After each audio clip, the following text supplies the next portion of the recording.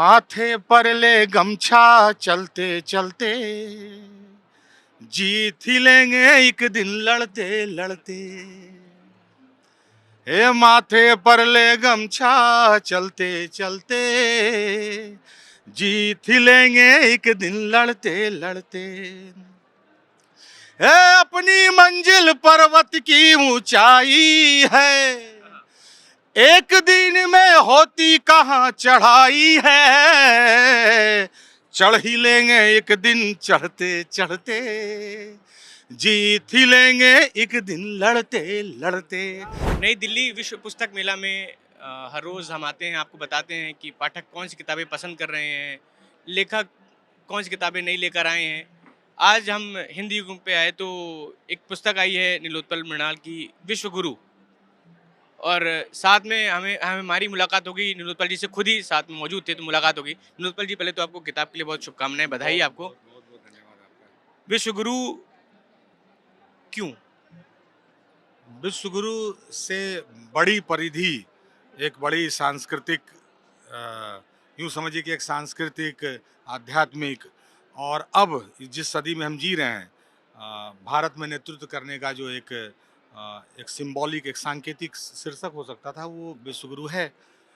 तो मुझे लगा कि अगर हम 50 साल पहले का भारत, अभी का भारत और 50 साल बाद के संभावनाओं के भारत पर कुछ लिखना चाहें, अगर हम उसकी सच बयानी करें, अपने अपने समय की बेचैनी को दर्ज करें, तो मुझे लगता है कि विश्व गुरु उसके लिए सबसे सटीक शीर्षक था।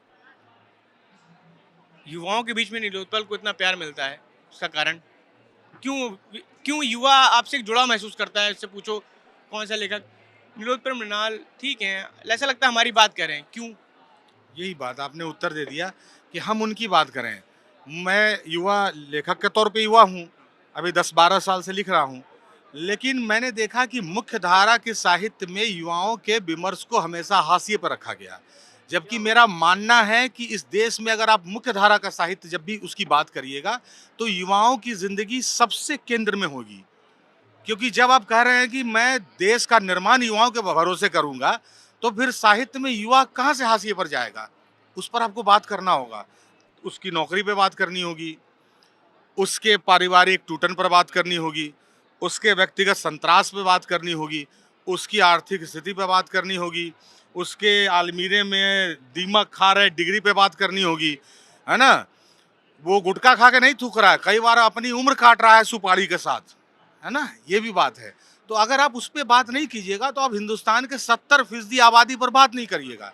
तो हम खाली लिव इन रिलेशन पर लिख के और 370 पे लिख के कहेंगे कि हम मुख्य धारा का साहित्य लिख रहे हैं, तो ये नहीं है। युवाओं की बेचैनी को जो समय दर्ज नहीं करेगा, वो लेखन अपने समय से बेईमानी करेगा। और मैं चाहता हूं कि हमारे समय का लेखक इतनी ईमानदारी करे कि वो इस सदी में सबसे महत्वपूर्ण विषय युवाओं की बेचैनी पर लिखे। ये जरूरी है। जो लाइन अभी नीलोत्पल जी ने कही कि उम्र काट रहा है, अगर सुपारी काट रहा है तो कितनी बड़ी बात चंद लाइनों में कही। नीलोत्पल, आपको पहले तो अगर आपसे बात करें, दो सवाल हमने कर लिए, वो चंद पंक्तियां युवाओं के लिए पहले तो वो, फिर आगे बात करेंगे हम। युवाओं के लिए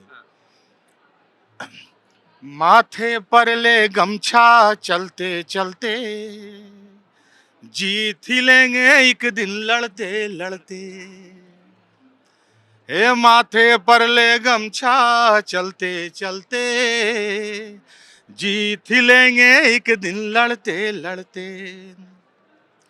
है अपनी मंजिल पर्वत की ऊंचाई है, एक दिन में होती कहाँ चढ़ाई है। चढ़ ही लेंगे एक दिन चढ़ते चढ़ते, जीत ही लेंगे एक दिन लड़ते लड़ते। तो आज का युवा पढ़ भी रहा है, लड़ भी रहा है, और अपने समय का वर्तमान गढ़ भी रहा है। इतिहास मूल्यांकन करेगा कि इस 21वीं सदी के इन युवाओं ने, जिनकी तुलना आप गलती से कभी नेपाल से और बांग्लादेश के जेएनजी से कर देते हैं, हिंदुस्तान का युवा कभी भी किसी भी युग में इतना अपरिपक्व नहीं रहा है। इस समय का युवा अपने समय के वर्तमान को बहुत ही करीने से गढ़ रहा है और बहुत ही सूझबूझ के साथ सारी चीजों को समझ रहा है, और विश्व गुरु शायद उसी युवाओं की आवाज है। लेखक के साथ साथ नीलोत्पल जी की जो पंक्तियाँ थी, उनमें उबाल मारते मोटिवेशन स्पीकर भी कहा जाए तो गलत नहीं होगा। जो युवा है, जैसे लिखने की कोशिश करता है या कोई नए काम करने की कोशिश करता है, तो जैसे विफल हो गया, तो अपने आप को एकदम टूटा महसूस करता है या बट हट जाता है कि अरे नहीं, मुझसे नहीं हो पाएगा। उस पे क्या कहेंगे? युवाओं के लिए क्या कहेंगे आप? नहीं, आप देखिए, हर आदमी टूटता है। महत्वपूर्ण ये है कि जब वो टूट रहा है, तो उसके आस-पास लोग क्या उसको बिखेर के बुहाड़ देने वाले हैं या फिर उसको जमा करके समेट के फिर से खड़ा करने वाले लोग हैं। तो ये केवल टूटने वाले पर नहीं आप छोड़ दीजिए, हमारे आस-पास का समाज कैसा है? आज अगर मैं किसी 40 वर्ष के लड़के को आपको पीसीएस की तैयारी करता दिखा दूँ, तो आप उसका मज़ाक उड़ाइएगा, कह रहे कब तक पढ़ेगा? अरे भाई नहीं पढ़ेगा तो कहाँ जाएगा? वो गांधी विहार मुखर्जी नगर में जो स्टोव पर जो चाय बना के और खिचड़ी बना के मैगी बना के खा रहा है, ये उसका शौक नहीं है।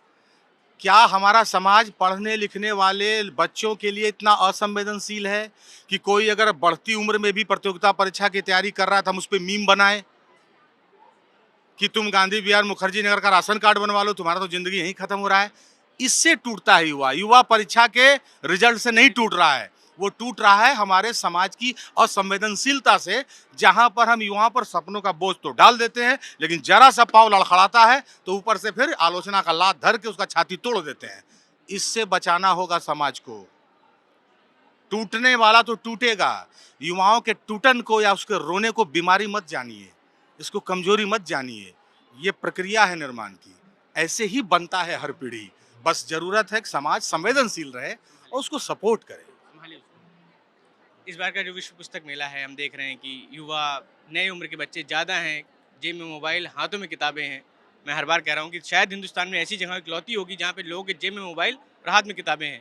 तो क्या ये पॉजिटिव एस्पेक्ट है कि अब नए लोग किताबों से जुड़ रहे हैं? जी, इंटरनेट के कारण किताबों की पहुंच बढ़ी है, क्योंकि इंटरनेट पर किताबों के कवर तैर रहे हैं, उसके कोटेशन तैर रहे हैं, उसके रील्स बन रहे हैं। तो एक तरह से इंटरनेट ने युवाओं में रुझान बढ़ाया है किताब पढ़ने के प्रति। और आप इस देखिए, अब मैं तो इस मामले में बहुत यूँ समझिए कि जोखिम उठाने वाला, मेरा तो किताब 450 पेज, 300 पेज, 400 पेज का होता है।